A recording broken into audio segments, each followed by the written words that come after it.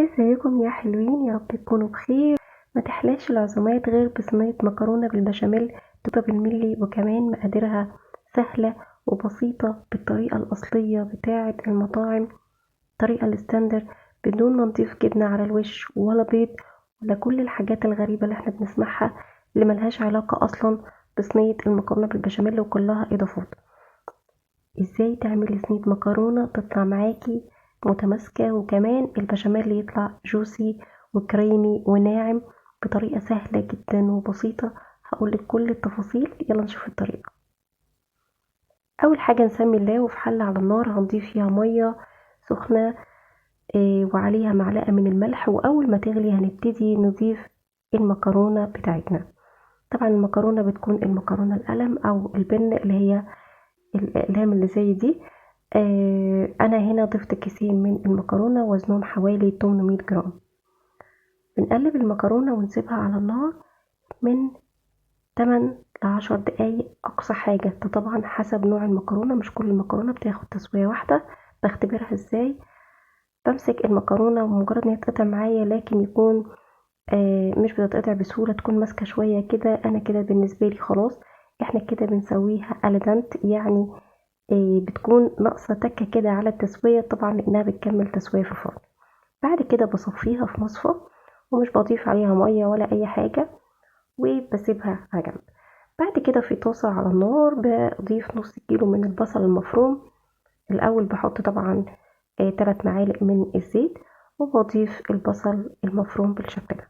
عندي كمية البصل قد كمية اللحمة.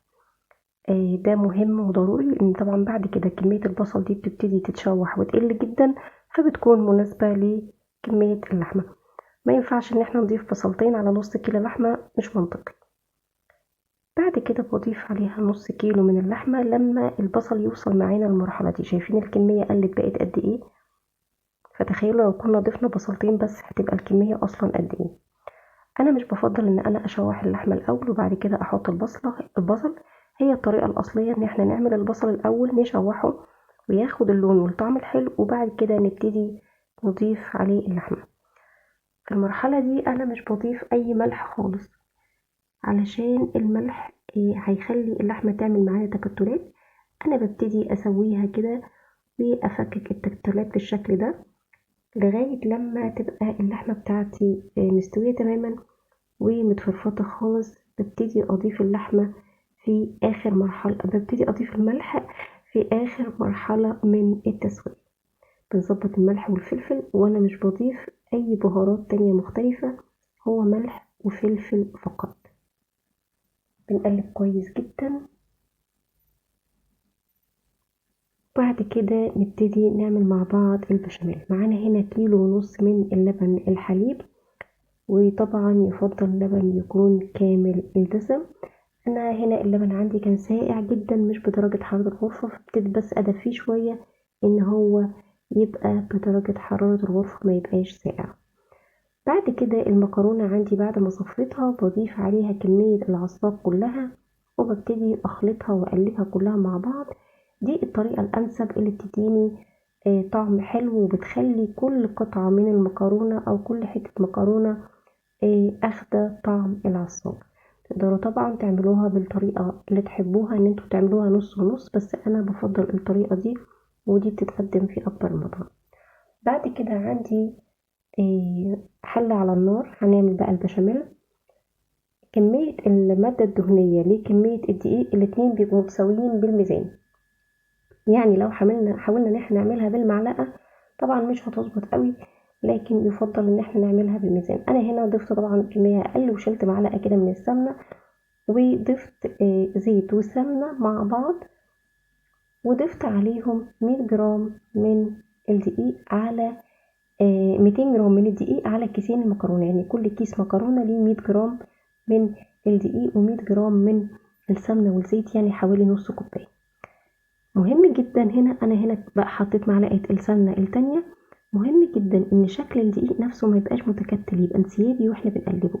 ده هتلاحظوه دلوقتي، وعشان كده ضفت المعلقة التانية بعد كده عشان اوريكم الشكل المختلف. لو عملنا زي ما كانت الاول متكتلة كده، دي هتكلكع معاكي وهتبقى مش مظبوطة. مهم جدا ان الدقيق يبقى انسيابي بالشكل ده واحنا بنقلبه. احنا مش بندي لون ابدا للدقيق، هو بس بياخد يعني نضيع منه الطعم الدقيق الني. طبعا هنا اللون بس كده زي ما انتوا شايفينه، لان انا مستخدمه سمنه بقري فطبعا لونها اصفر. بعد كده ببتدي بقى اضيف اللبن واقلب كويس جدا. والتقليب بالمضرب ده مهم، لان هو ده اللي بيخلي البشاميل يبقى ناعم معاكي وما يتكتلش وميبقاش فيه اي حبيبات او كلكعه. بنبتدي بقى نضيف اللبن ونقلب زي ما انتوا شايفين. الاضافه اللي انا بضيفها هنا ان انا بضيف نص لتر من ميه سلق المكرونه او الشوربه. ولو ضفنا شوربه مهم جدا ان الشوربه بتاعتنا تكون لونها كلير وفاتح، ما يكونش فيها توابل ولونها غامق عشان ما تغمقش معايا البشاميل.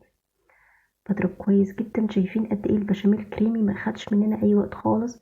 ما احتاجناش ان احنا نضربه بهاند بلندر ولا مضرب ولا خلاط ولا اي حاجه، مجرد المضرب العادي ده وبمنتهى البساطه. بعد كده بضيف الملح بتاعي وبراعي كميه الملح، علشان طبعا احنا ضفنا ميه من سلق المكرونه وكان فيها برضو نسبه من الملح، فنراعي نسبه الملح. هنا ضفت فلفل اسود.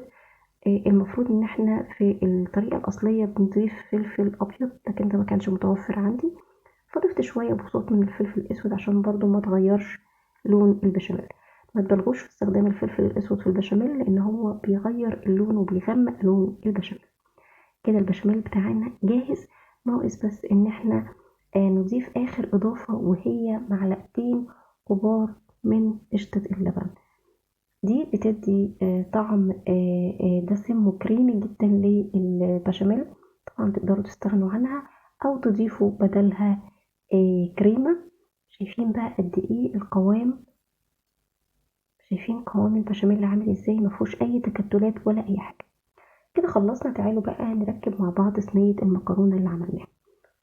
كده المكرونة اللي احنا خلطناها بالعصاج، هنبتدي نجيب صينية الفرن بتاعتنا او الطاجن ونجهزه.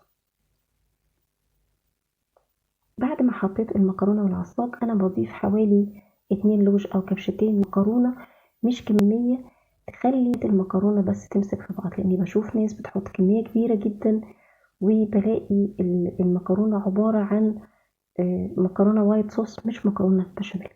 في فرق بين المكرونة الوايت صوص والمكرونة البشاميل. بعد كده بجيب صينية الفرن بتاعتي او الطاجن بتاعي او اللي انا هعمل فيه المكرونة، بحط فيه كده معلقتين بساط من البشاميل في قعر الصينية، وببتدي أضيف المكرونة بتاعتي وأسويها بالشكل ده. خطوة مهمة جدا هنعملها هنا، لأن الناس بتشتكي إن البشاميل بيسقط منها وما بيبقاش فيه طبقة بشاميل حلوة على الوش. أنا مش بضيف كمية البشاميل كلها، لأ، أنا بضيف كمية كده بسيطة في الأول وببتدي أوزعها على الصينية كلها، وببتدي اعملها كده بالمعلقة واقفل المسام بتاعة الصينية بطبقة المكرونة البشاميل.